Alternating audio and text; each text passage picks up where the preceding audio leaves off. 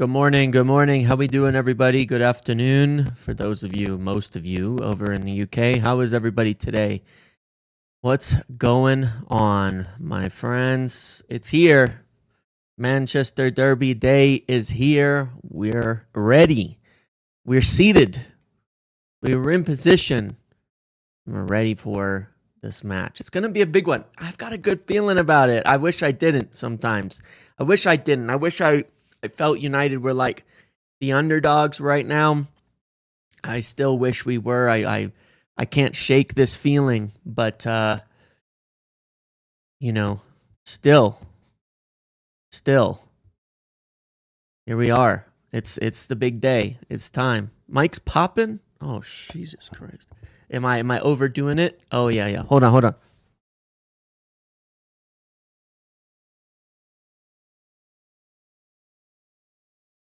So I got a new cable, and I think that it's actually higher volume than the other one. Crackling too? Oh my god. What is going on with this thing today? I change virtually nothing. Hold on.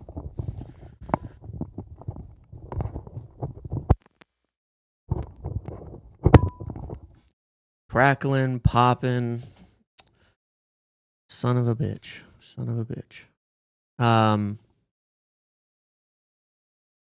There we are. Very clear, very nice. I think it's okay now. You don't hear crackling? I think we're okay now. We did the cord. I turned the booster down a little bit. We should be good now. But yes, how we doing today, guys? It's good. How are we today? What's going on? Yeah, it sounds good. It sounds fine. We're good. So, we've got a big game.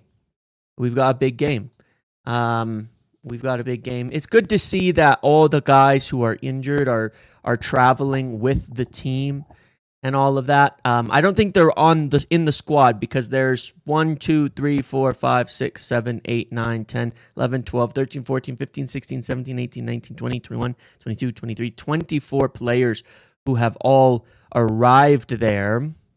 So clearly not all of them are going to be in the squad. Like there's Lissandro, Mount, Cunha, Ben Mee, and then Fredrickson or Leon, who are probably not going to be with the squad.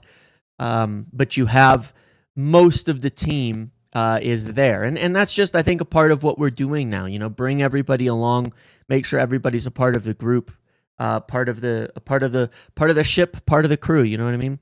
That's the idea. Getting that togetherness in there.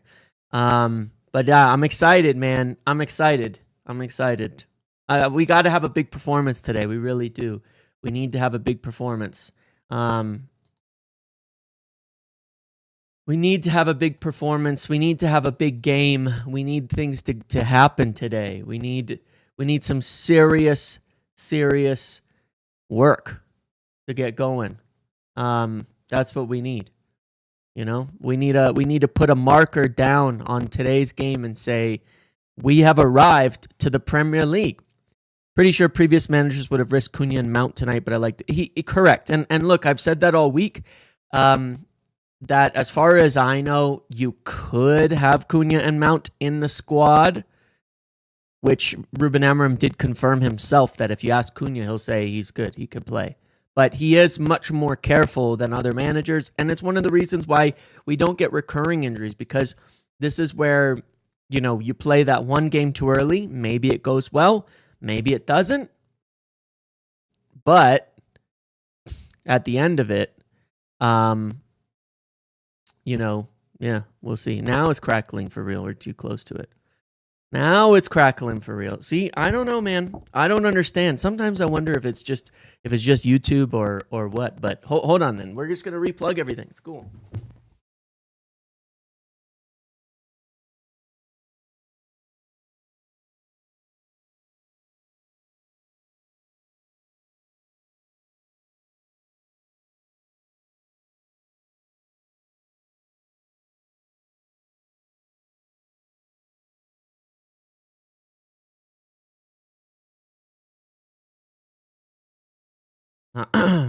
We've replugged everything in, and we'll see if it's any better.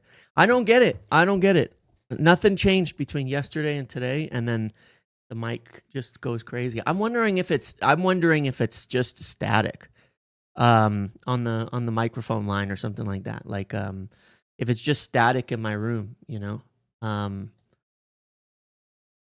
I don't think it's actually the microphone. It might be something where I just need to figure out like how to get rid of the static in here. It's much better, and it's probably because like when I pull everything apart, put it all back together, it gets rid of any like static or jiggling in the line or something like that.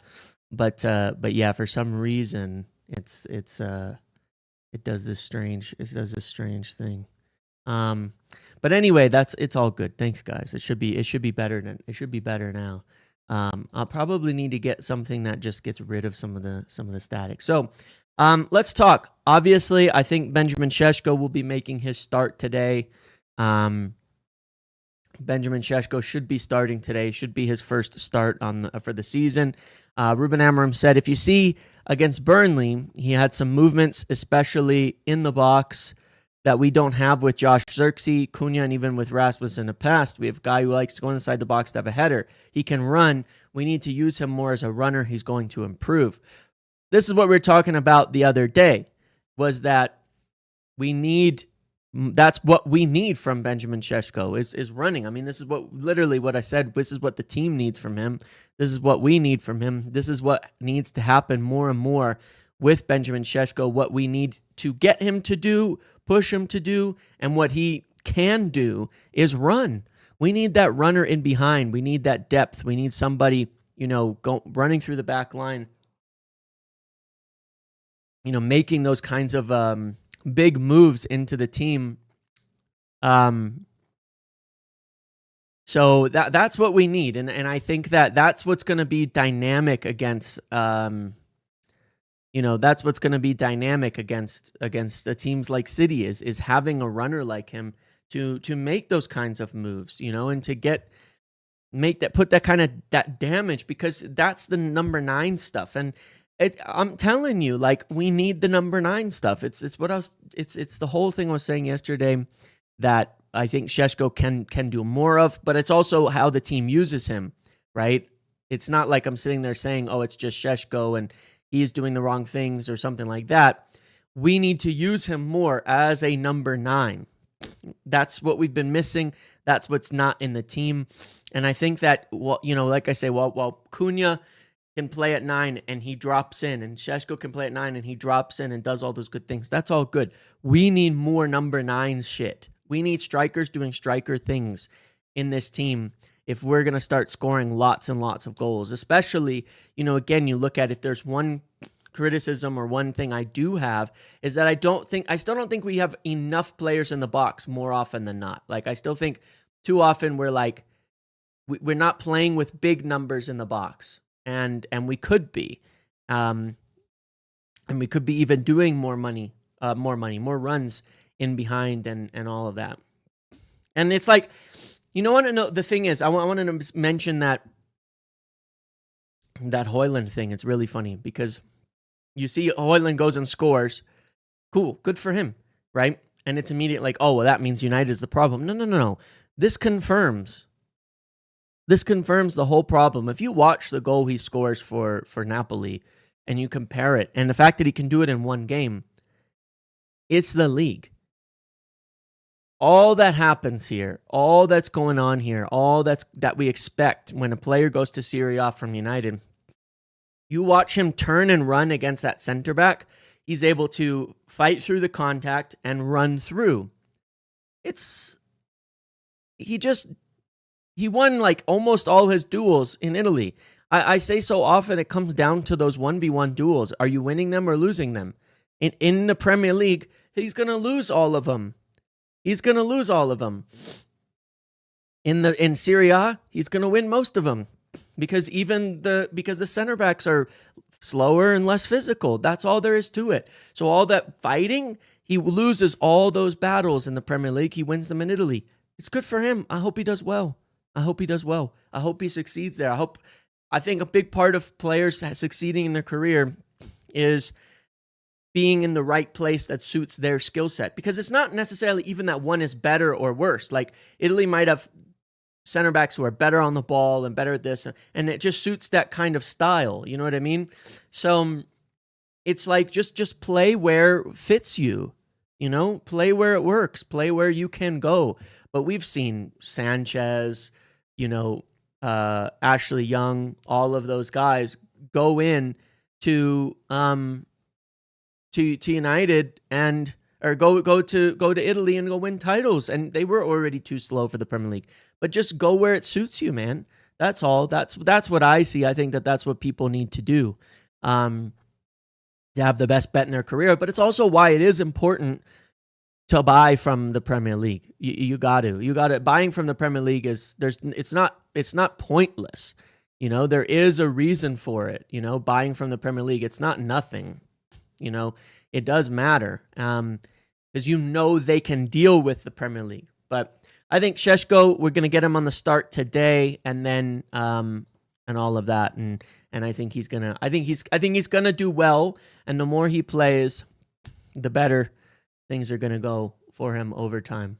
I'm pretty sure you're gutted if scored. No, I really am not. Not you. You know who I would have been gutted if they scored? Alejandro Garnacho.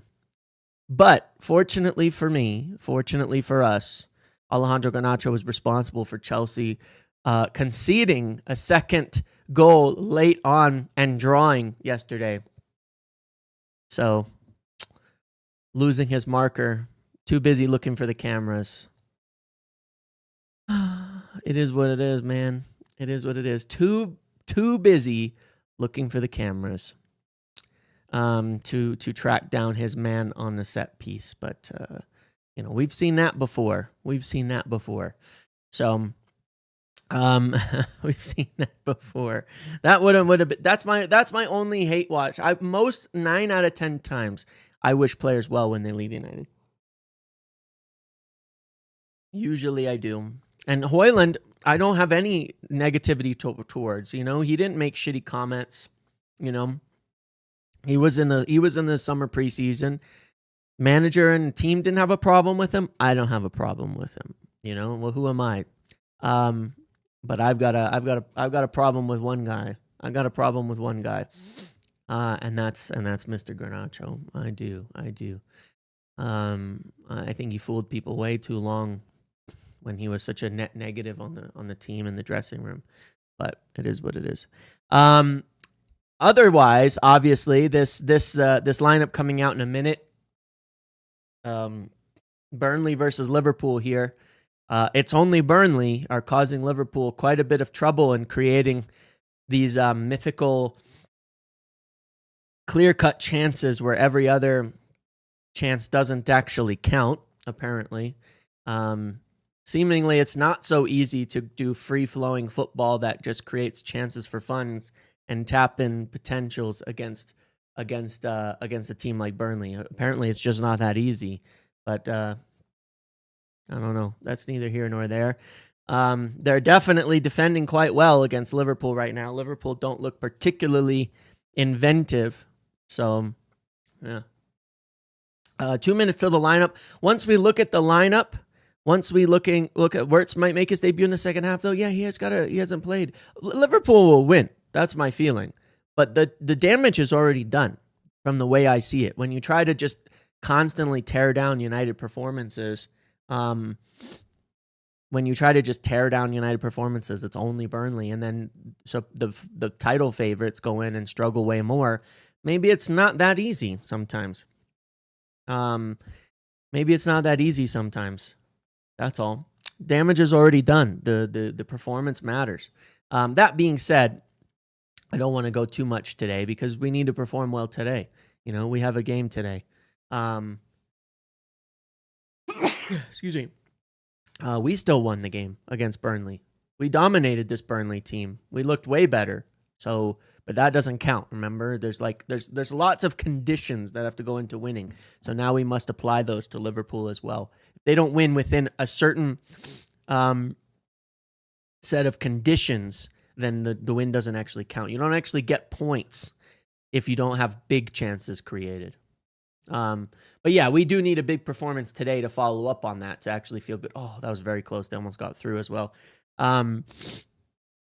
We do need a big performance today. All right, team should be out now. Who we got? Let's see. Are they late? Late with the team. Bayindir, Mazraoui, De Ligt. What is this team? Oh my God.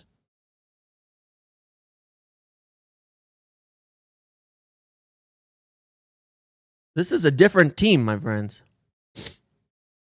We're getting Bruno Ugarte. We're getting Bruno Ugarte. Mazraoui, De Ligt. Oh, he's done it. No, he's done it, hasn't he? He's done Mazraoui in the right wing back. I'm making sense of this team. Hold on. He's done the Mazraoui right wing back, but he's made changes elsewhere, which is interesting. It is an interesting lineup. There's a lot more changes than I thought we would make in this lineup. Let's pull it up.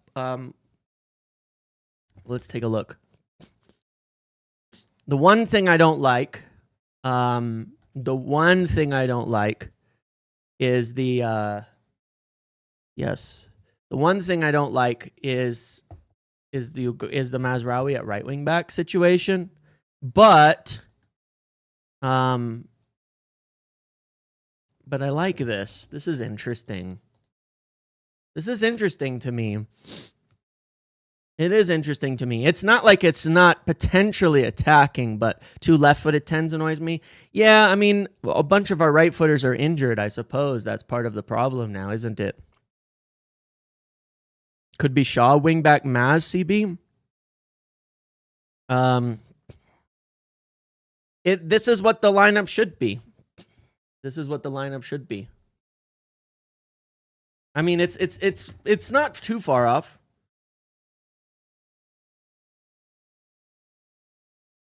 Going for more legs in the middle today.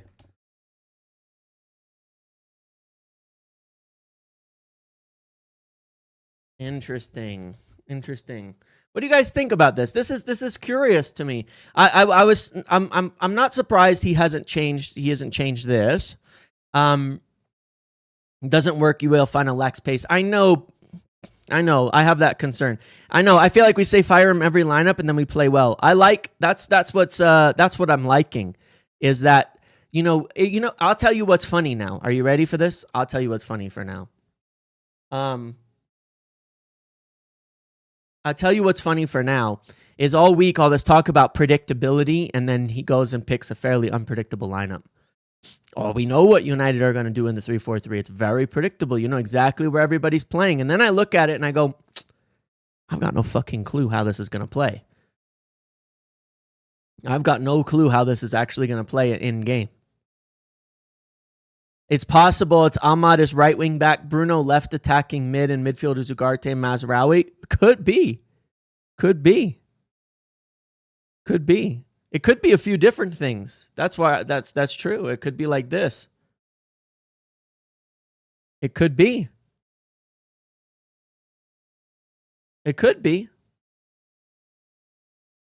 One difference I would add that should be pointed out, should it be like this, is that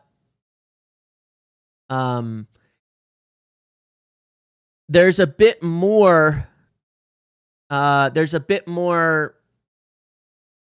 like there's a different dynamic with Mazraoui out there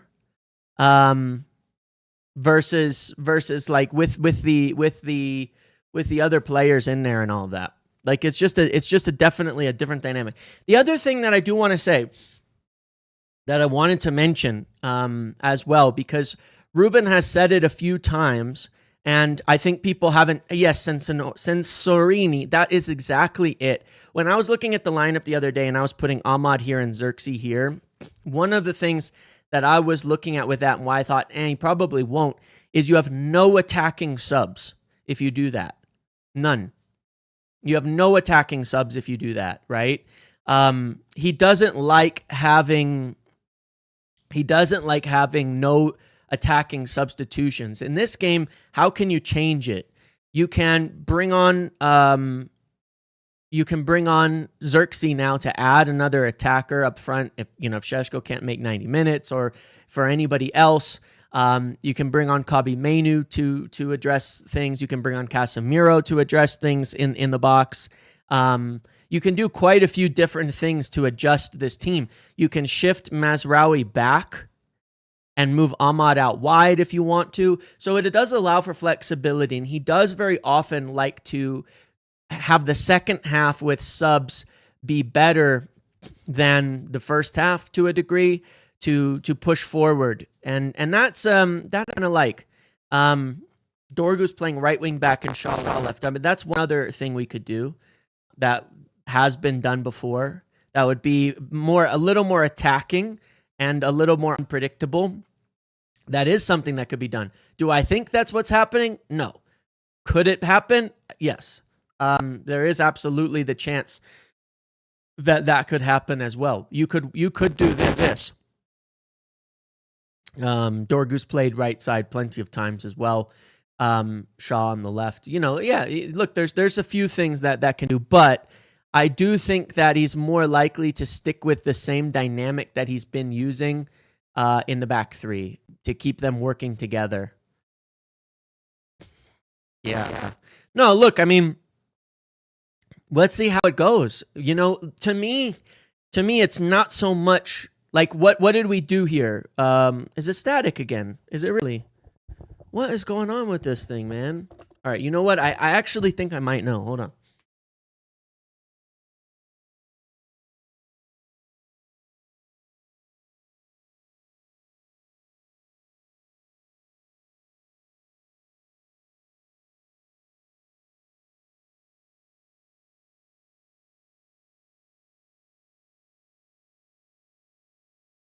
Got an idea.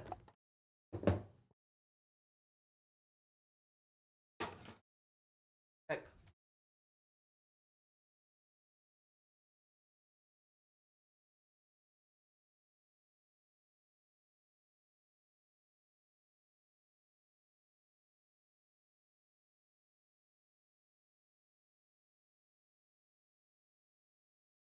Okay.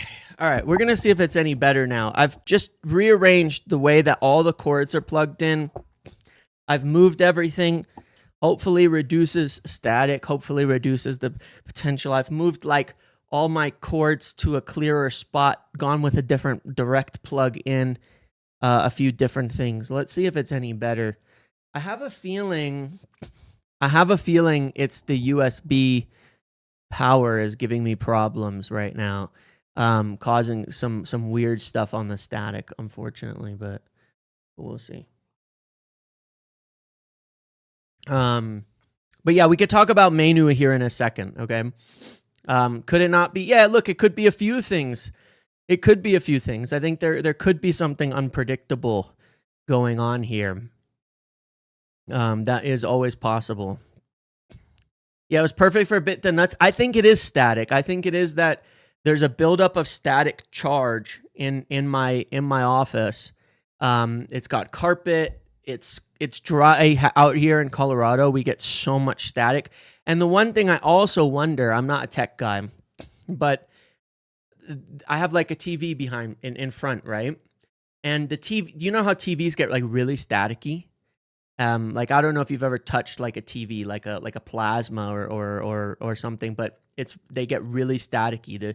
The screen gets really like, if you brush your hand over it, it's like covered in static as it gets going, because I've got the game on behind me. And I have a feeling it's close to the cable, and as the static builds up on a TV, it goes through the cable and starts creating static.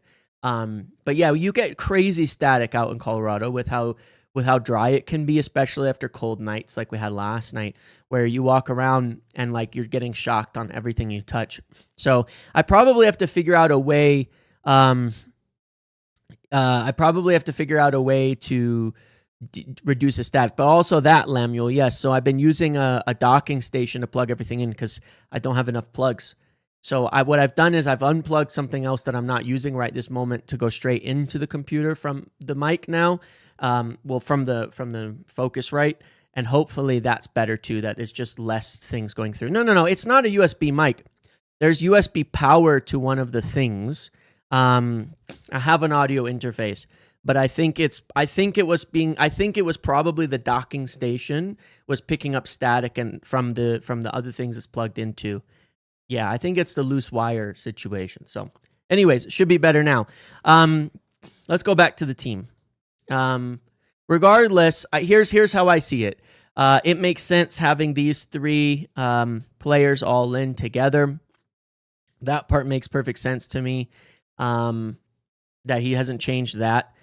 It makes sense to me playing Ugarte in the middle in bigger games. You need the legs, you need the energy. We were better in bigger games.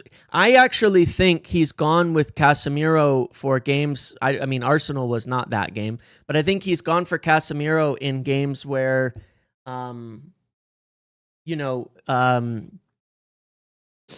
games where he's got where he wants his passing a little bit more.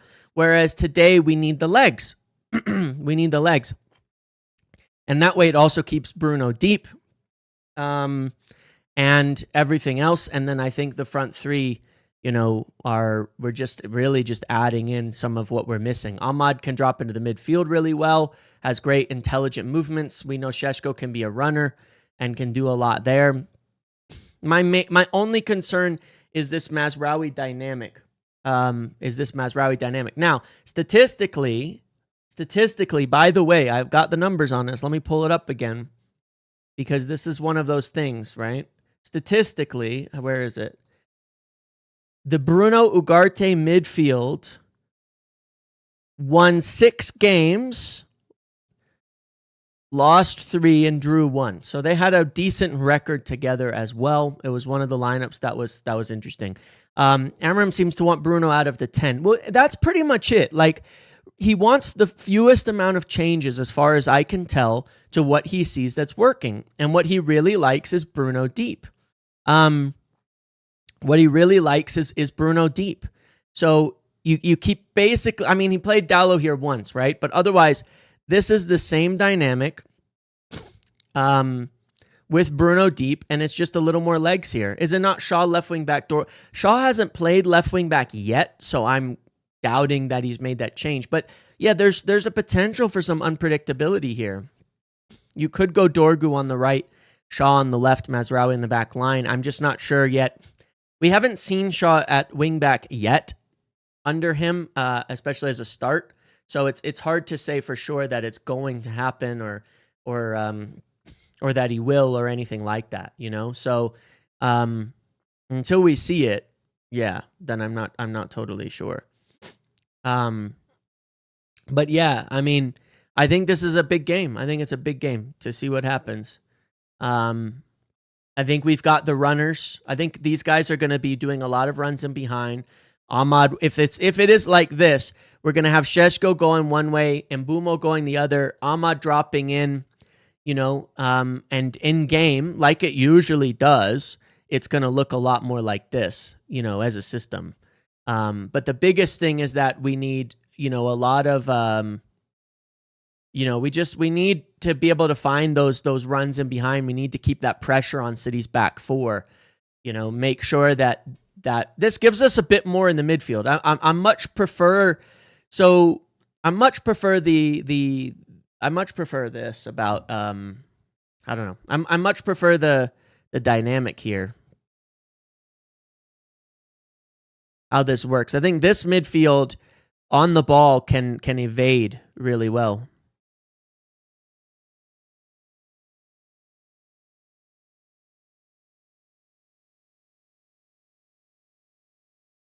I think that's how kind of I see it will play in the game, because this can get us 1v1 with their back line if we do it right. Who are their starting back line? Who's their starting back line? Let me look for City's starting back line here. So their back four are Husanov, Diaz, Gvardiol, and Nico. Okay, so you're going to get you can beat them for for pace especially against Kusanov. If we can get Sesko running against Kusanov, that seems like that's the advantage we want. You know what I mean? It seems like that's the advantage that we can run through as well. I mean, Diaz isn't fast either, you know. I think we can get behind him for sure. And then in the middle, it's Rodri, Reinders, and Silva. Rodri, without being 100% fully fit, you know, trying to track Ahmad around. I think that matchup suits us. You know, we have Ugarte probably to chase down Reinders. I'm not saying he's no, sorry. You know, you're right. Kusanov is very fast. I don't think there's anybody who can win the one-on-ones in terms of the strength battle with Sesko if we can get him running into the channels. Diaz is the slower one. But I don't know how they line up. Is it going to be Vardiol and Diaz in the middle and Kusanov and O'Reilly out wide? I don't actually know the answer to that. But I don't think Kusanov has been very good, in my opinion, at all. He may be fast, but he's not very strong in the duel. I think we can get at him in that respect. All right. Watching. Anyway, I think the matchup in the middle can suit us. Bruno on Silva. You know, Ahmad can get Rodri chasing him around, and Ugarte can will have to deal with Reinders and kind of mark him out in the middle there. But I don't know. I'm okay with the way that we've got this. I think we can. I think that the way I see it for us is that it's not so much about the lineup today, because I think we have a lot of advantages against Man City right now in the way that we play, in the weaknesses, in the things like that. There are a lot of advantages for us. The biggest question is and always comes down to, will we perform? Will these players put in the kind of games we want? Can we get Sesko running at them? Can we get Mbumo running at them? Can we find them quickly? You know, can the wingbacks stay aggressive and not get pinned too easily? That's one of the questions. I think that obviously what they're going to do with guys like Foden and Reinders is try to have them sit out wide so that they can hold our wingbacks kind of deeper. But yeah, we will see. They're not that good of a pressing team. They're just not that good of a pressing team to me, and that's one of the things that makes me worry less about playing them these days. Is they just don't press that well. And this way as well, yeah, we've got Xerxes to come off of the bench, Kobbie come off the bench, Casemiro to come off the bench for different situations and things like that we will be doing. 1 sec, let me just listen to this.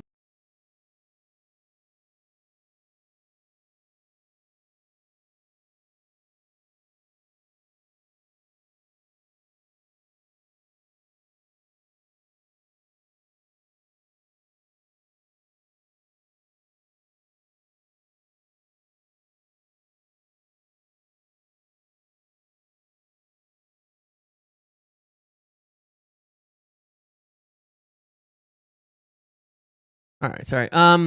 Yeah, they always have it set up funky on MUTV. I honestly don't think that they can guess. I don't think they can guess what the team's gonna look like.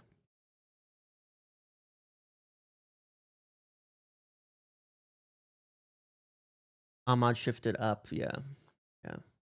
It really is kind of funny, you know, right after we get the whole Casemiro the whole Casemiro PR piece from the Mail that he's now benched for Ugarte in a big game. It kind of cracks me up. I don't know why these things are always funny like that. They just have Ahmad and Boom. I don't think so. Like, if I look at the way that Ruben Amorim picks his team, the simple thing is think the least amount of changes possible. So you've just gone straight swap, straight swap, straight swap. You know, you've shifted Ahmad probably, but that's about it. Unless Mazraoui's playing up front. So the least amount of changes possible. Yes, there's changes, but the least amount possible. That's usually what he does. So keep this the same, keep this the same, keep this the same.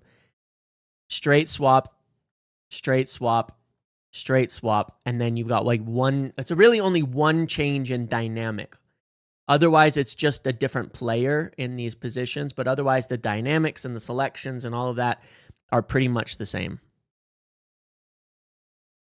I like how Ben Jacobs said Lammens was number 1 already, and yet Bayindir starting. Listen, I people were kind of unhappy when I tweeted it, but I said when Onana was leaving, he was informed he'd be leaving, and Bayindir and Lammens would be competing for the number 1 spot.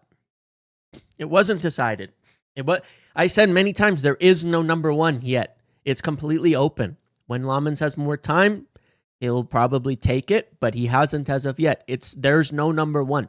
There's nobody who's told they're the number 1.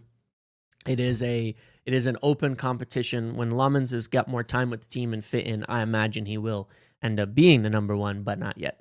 Not yet. He's just not. He will be. He definitely will be. Don't get me wrong. But not yet. He needs a little more time in the team and all of that. So yeah, it's cool. Yeah, exactly. Bayindir's going to play today, and then they'll compete. Give prediction. I gave my prediction yesterday. Slot us on the bench looking at tactics. Yeah, 75 minutes in, and it's only Burnley. 0 goals for Liverpool. We scored 3. Yeah, we're getting consistency in a lot of the team. But the decisions make sense today. I get why a lot of the choices have been made.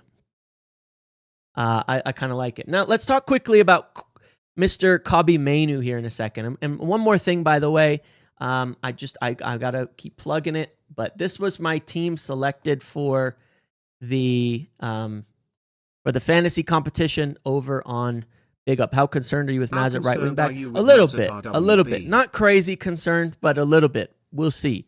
It depends on the dynamics and how it works.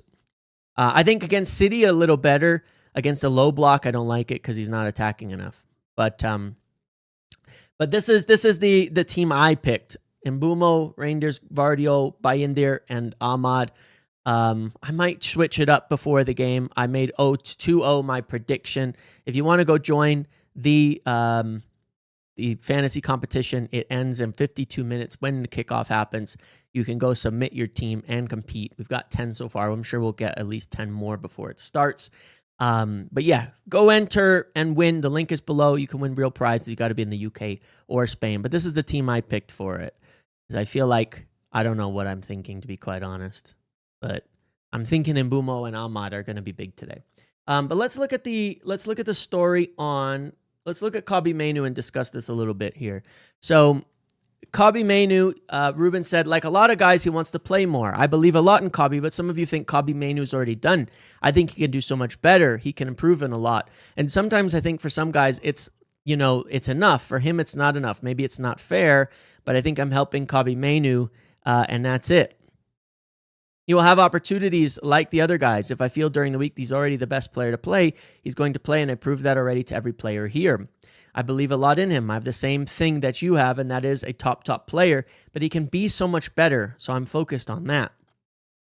So, yeah, quick trip to the UK, Spain, because that's where that's where it'll let you. That's all. But yeah, look, I mean, I think there's nothing wrong with this at all. I think this is proper management. I think it is this thing where, like, every time we have a young player come through, they're instantly like, they're the best player. They're good at everything. They're done. They're ready. They're good. They can do it all. Put them in the team, get them going. And that's like instantly the way that we treat them. We did it with Garnacho. We've done it with practically every young player we've seen so far. And it's like immediately they're ready to go. I don't think is wrong in saying that there are things Kobbie Mainoo needs to improve upon. And he's not saying that makes him bad. He's saying, I see him as a player who can be great, who can be exceptional, and I want to have him round out his game because I don't think he's the finished article, while other people are sitting there saying he is the finished article. Well, he's not. That's his view. He's not. There's things he's got to improve on. In his other comment, he says as a 6 and as an 8, you have two different things. As an 8, he doesn't get back soon enough. Look, I'm sorry, but that is a fact. It's just a fact. As an 8, Kobbie Mainoo doesn't track back that well in comparison to Bruno, who has like endless energy. He just doesn't. It's just a reality. You know what I mean? Yeah, followed by their awful sell now a couple years later. Exactly. And we don't need to do that. As an 8, he doesn't track back quite well enough. He doesn't.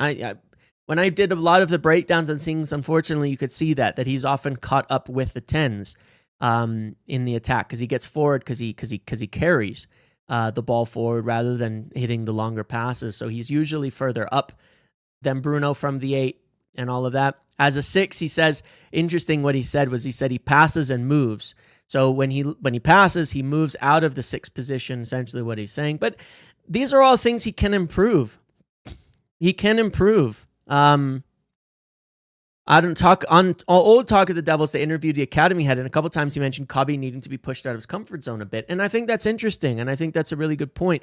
And I wish we could have this discussion without it instantly being like, but he's a lot better than the guys who were on the pitch, because that's true and it isn't. Like, people hate these kinds of discussions, but it's like, better for what? What is Kobbie really, really good at, right? He's a really, really technical player with a lot of on-ball ability in terms of dribbling, in terms of carrying out of pressure, in terms of tight spaces, in terms of things like that. That skill set is presently, in my opinion, overrated. I think that skill set is viewed right now by fans as, it's like, if you can do that, you're already done. But if you compare it to guys like, so many other types of players, they all add more to their skill set. Like, if you compare it to young midfielders like Pedri, Gavi, some of these young players from like Barcelona, they're a lot more than just that. And I think that's the point about pushing out of the comfort zone.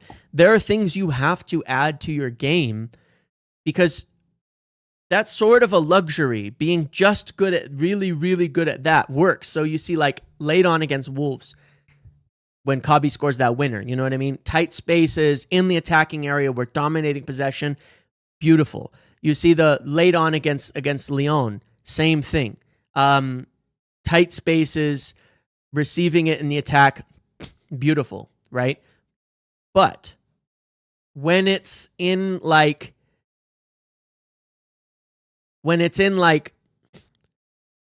the whole game, there's more to it that needs to happen. And that's all he's saying. Add into these areas, add into maybe it's some long passing. Maybe it's a little bit more ground coverage. Maybe it's, a few other things. There's some things that he could improve. And that's okay. Because with the skill set that Kobbie does have, if he can add those things to his game, he becomes great. Like, I look at Pogba, and it's like Pogba was always an exceptional talent when it came to dribbling, tight spaces, evading the press, things like that as well. But what else did Pogba have? What else did he have? His long passing. It was on another planet. You know what I mean? It was out of control. Probably the best long ball passer, switcher of play in football, two-footedness, things like that. Like, he had a lot more to add to, those abilities. And I think he could carry over longer distances as well. And so there's just things to add to the game. That's how I see it. There's just things he can add to his game that'll make him better. He's not a 6. But I think that he'd be a really good 8 if he can add some of those things to his game. As long as shooting, yeah. I mean, Kobbie's got a good shot on him too. That curler, that far post is becoming a signature move for him. You know what I mean? But obviously Pogba had some crazy, crazy shots. And Pogba was played out of position a lot too, because he was so almost unique in his skill set and all of that. But yeah, it's like, but it's okay because he's only 20 years old. And I'm just like, I don't get it. I said the other day, I agreed with everything that was being done in terms of the management, because I look at it and I go, I look at it in the management and go, oh, it's a second yellow for Ugochukwu. Unfortunate. He's only 20. He can take time. To get better. at a lot of these things. He can develop in these things. That's the point. That when you're at 20, especially as a midfielder, you're not the finished player. Scholes wasn't, and the example of Scholes is an interesting one because he had some weaknesses, but what he added to his game were those, the long, what not added, but what he was really good at too was the long passes, the big switches, he could ping a ball like nobody else. That allowed him to get away with not being like hugely athletic in ground coverage because he didn't have to go forward so much to progress the play and move the ball up. And so I think there's things that can be added. Kobbie's already better. No, he's just not, unfortunately. He's just not. He just isn't, man. I don't know what to say. He's just not. Like, he's just not. He just isn't. He isn't better at that level yet. Yeah, I don't know. I don't know what to say. You can think that, and that's fine. But like I say, I don't see things that way, and I think that too often people underrate a lot of the qualities that are necessary to be good in certain positions and things like that. But Kobbie will get there, and I like to see him play more. I want to see him play more. I hope he does better and better. Like Oliver loves a red card. Oh yeah, every time he refs Liverpool in a game like this, he's going to give a red the other way to help Liverpool out. You just know that that's happening. Is Mainoo on the way out if he doesn't improve? Well, every player has to improve. I don't think he's on the way out unless he wants to be. You know what I mean? I don't think he's on the way out unless he wants to be on the way out. But I'd also look at it like, how would I look at it? Like, he's got to be able to... He is playing, though. He played 45 minutes last week. He played 90 minutes midweek. He's playing. Like, I'm sorry, but he's playing. Give me 2 seconds. 2 seconds.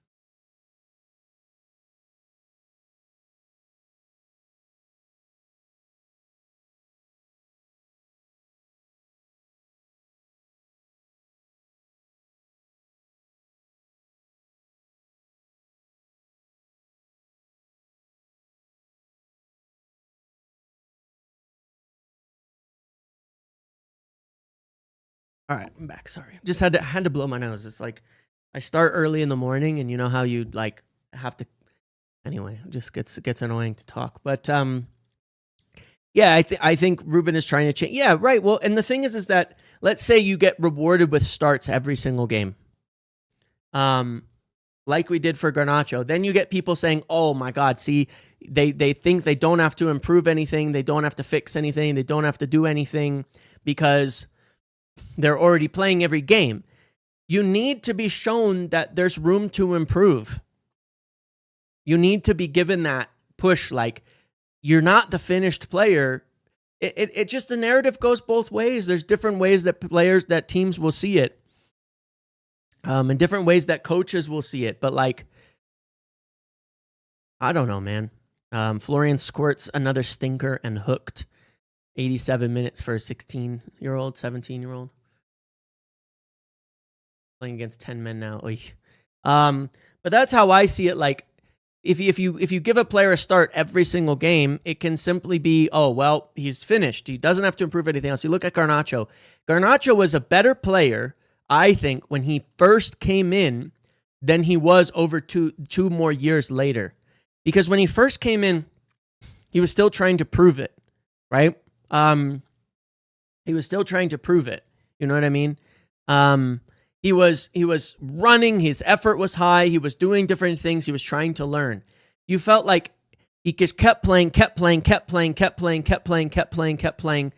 no matter what. Never improved to the point where he's demanding changes from the coach to switch sides. That pissed me off like unbelievably so when that happened last season, where he's yelling about switching sides with Rashford because he wants to play on the other side because he's just not willing to do something different. And it feels like he can make that demand of the coach, and they let him. And you let players dog walk, and then things happen. You know what I mean? And it's like, that kind of stuff gets crazy. I'm not comparing Kobbie and him because I think Kobbie's a much better talent. But it does take time to learn. It does take time to learn. It does take time for players to improve. It does take time for players to get better. It does take time, for these things to go and to work. And it's okay to learn. It's okay. But let's see what we do today. You know what I mean? We just have to put in a good performance.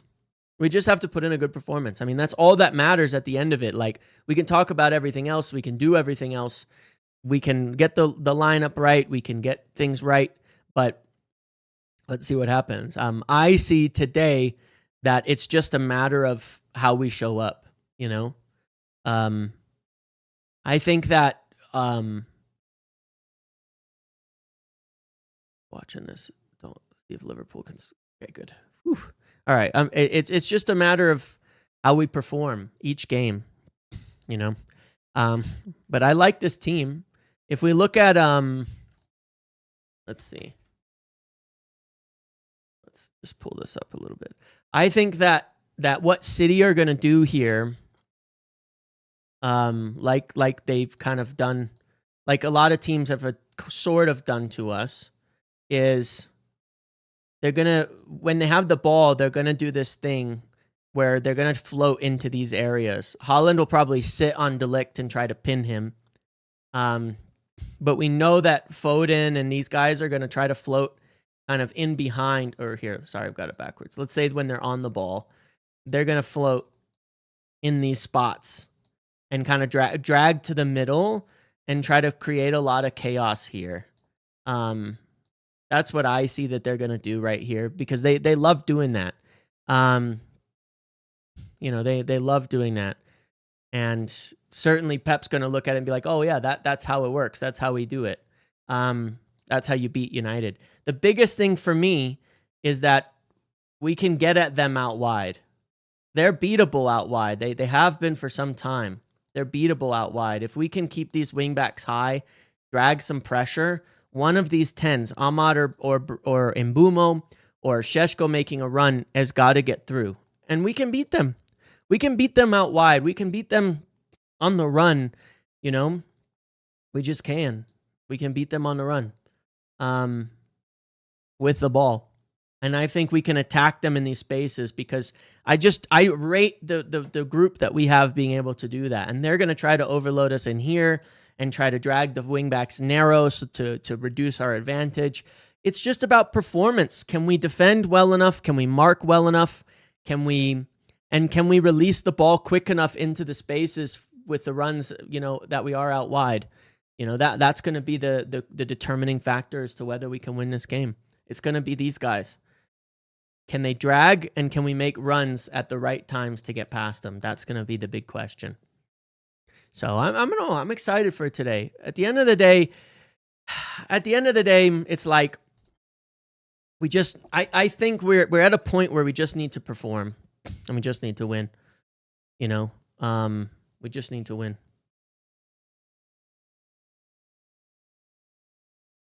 It's like if we perform, we can win. If we can't, then so be it. Did I see that Hannibal commits a foul? Oh no! So they needed a pen and a red card to beat Burnley. A pen and a red card to beat Burnley. Okay, all right. It's just Burnley. A pen and a red card to beat just Burnley. Okay.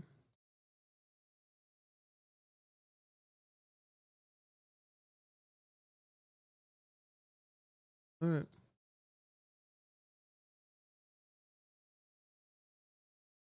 That's a terrible foul. Or a handball, I mean. The infraction. We needed a pen. Yeah, I know. And that was this huge thing that was said about us. We needed a pen. That was like, oh, it doesn't count. Took a last minute pen. That's so stupid from Hannibal too. What a dumbass. After all that. What a dumbass, man. How has he done that?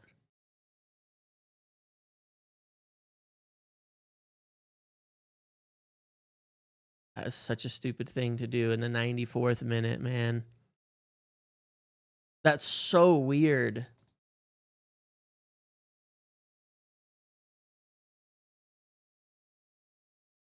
It's so dumb.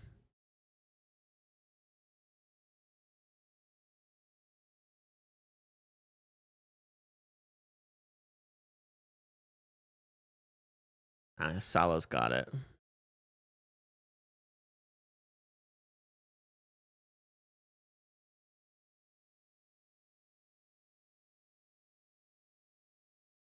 That's it. That's it. And then, no. They're going to celebrate it. Let them. But remember how much shit we got for celebrating against teams like this? How much shit we get for celebrating? How much shit we get for after the game, for celebrating, for during it, looking like, all of that. Meanwhile, look at them. They're celebrating. Let them. It's only us when it's a problem when you celebrate. Only us that it's a problem when you're celebrating, winning late. That's all. That is awful. That is awful. Only us get the criticism for celebrating late. Wouldn't happen to anybody else. We just covered Ruben's comments on Mainoo. Were there new ones today, by the way? Were there new ones today? Was there some new comments that I just missed? Shesko's very fast. He's good in the box. We will have spaces behind City's high line. There you go. That's good. That was one of the things, getting those runs in behind. Exactly. Strength in the midfield. We have 3 defenders to close the middle, and then we'll have 4 guys that are going to close the middle. And then with the ball, we have pace in front. So close the middle, send it long. All right.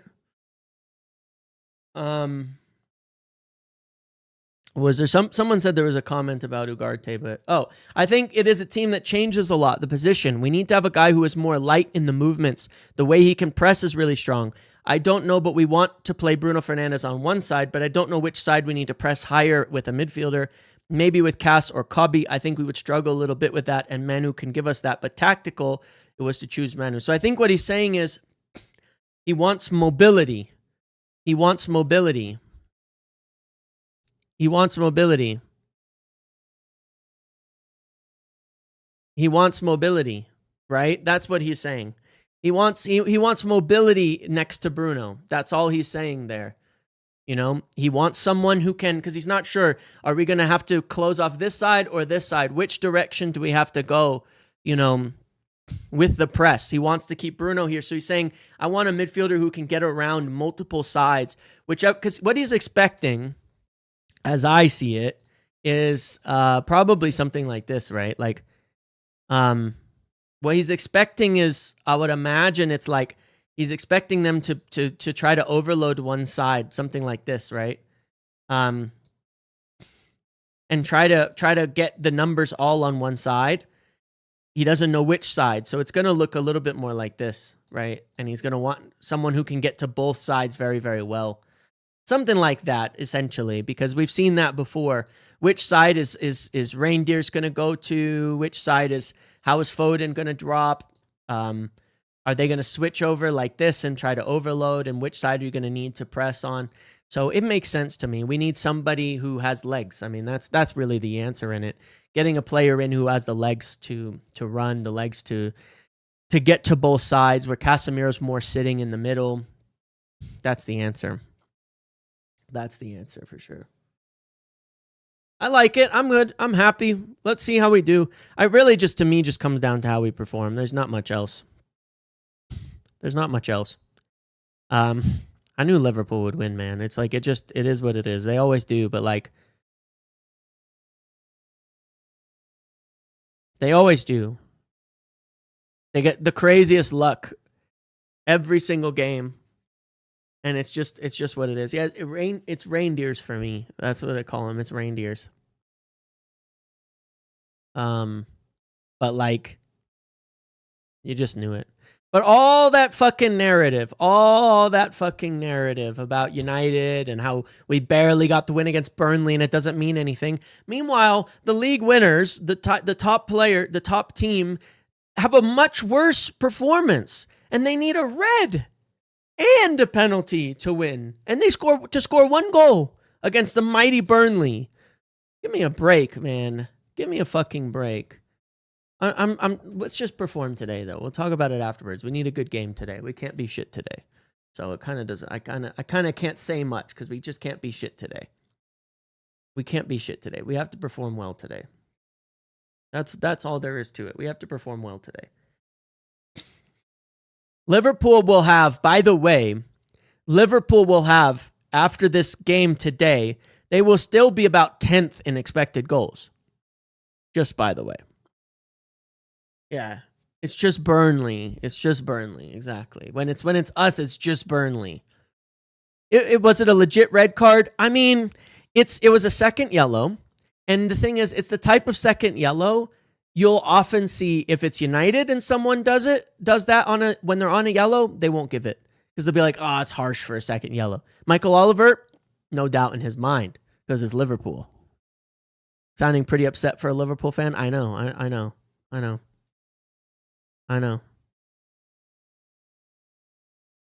But it's just crazy. This is why I just hate the narratives about it. Like, whatever happens, I feel like it is whatever happens and whatever goes on and wherever we go forward from here, I look at it and I'm like, I'm just so tired of it being from United fans, especially, who try to downplay everything we do. You play 19 teams in the Premier League. They're worth the same amount of points. You play them twice. Who cares? It doesn't matter. Stop trying to downplay different performances and things like that. Let's just look at what happens. There's, like I've said before, I think there's very little difference between outside the Big Six and 20th. I think there's fuck all difference. I think most teams are virtually the same outside of the Big Six. So I look at it and I go, what's the difference, man? What's the difference? What you get, you get. How we perform, we perform. Let's stop trying to downplay it because it's just Burnley. I don't think the league is weak enough. It's weak to a degree, but it's also flat. So it's just Palace. It's just Burnley. It's all the same to me. They're all the same. It's all the same. It doesn't really matter. The only games that are really different are a few of the big games. Other than that, it's all the same. And I hate that we have to downplay all our own performances against good teams, or against Premier League teams. You know, if it was a good performance you lost to Grimsby. If we had a good performance against Grimsby, sure, you can downplay it and say, all right, it was just Grimsby. Now we lost to them. But if it was just that, then you could say that, But any Premier League team, I think, is just a Premier League team. The performance matters because you're earning points based on what you're doing against Premier League teams. That's it. You earn points against teams in the Premier League. So what your performances are against any Premier League team should matter because they're worth the same amount of points. If you beat Burnley twice, it's worth 6 points. So your performances against Burnley matter for how you're going to perform in the league. I'm just tired of it. I'm just tired of all the narratives around these things. Let's just look at United. I don't care who they just played, however well they play, good or bad. That's it. It's good or bad based on the game. That's it. You know what I mean? It's just, I don't think there's tons of games you're going to win 5-0, 6-0, 7-0. Not yet. We're not that good. The league is worse, but also flatter than it used to be.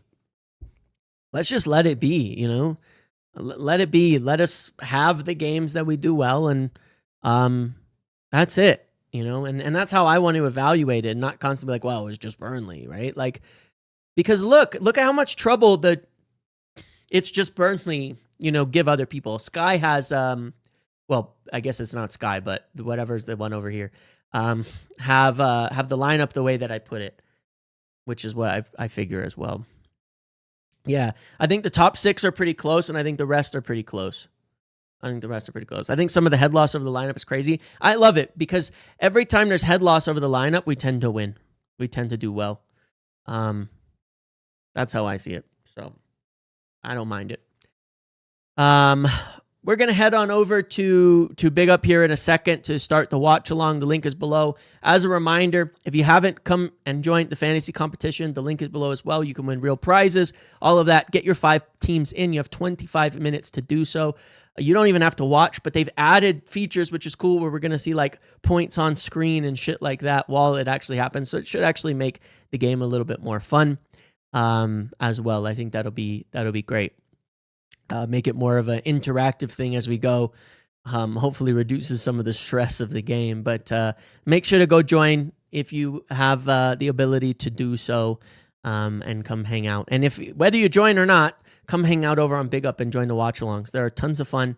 I think they're great. They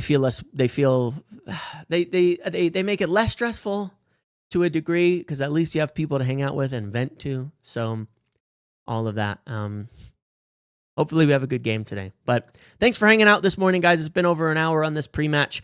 After the watch-along, the link's below to come and join that. After the watch-along, we will, of course, be live with the post-match show to talk about it, to go over it, to see how we did, hopefully with some positives, to get your thoughts, get viewer reactions and things like that to the game as well. So make sure to come join afterwards for that. It is always crazy after the games as well. Okay. Thank you all for watching. I'll see hopefully a bunch of you over on Big Up. Otherwise, I hope to see you afterwards. And come on, United. Let's get the fucking win today. Big game. Huge game. See you all later. All right. Have a good one, everybody. Goodbye.